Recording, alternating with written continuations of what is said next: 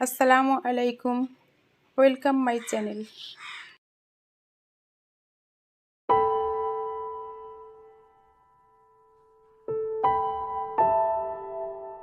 নিজের সাফল্য অর্জন করতে, সুখে জীবন গড়তে কখনো লোকের কথায় কান দেবেন না। সময় করে হিসেব করে দেখুন, কটা লোক আপনার ভালো চায়, 10 জন খুঁজে পাবেন না। যে কজন খুঁজে পাবেন তাদের কথা ভাবুন, তাদের কথা শুনুন, বাকি লোকের কথা ভুলে যান। আপনার এমন কিছু নিকট আত্মীয় আছে, কিছু বন্ধু আছে যারা আপনার ভালো চায় না। নিজের কথা নিজের বিবেক দিয়ে ভাবুন, রাস্তা খুঁজে পাবেন। লোকের কথায় সময় নষ্ট করবেন না। লোকে কি বলবে এটা ভাবলে জীবন থমকে যায়।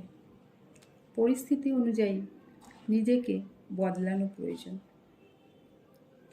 আপনি কখনো সবার কাছে ভালো হতে পারবেন না।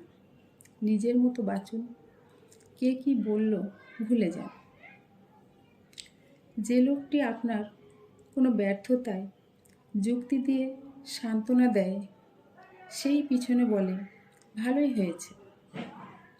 লোকের কাজ লোক করুক, আপনি থাকুন আপনার মতো, নিজেকে নিয়ে ব্যস্ত থাকুন।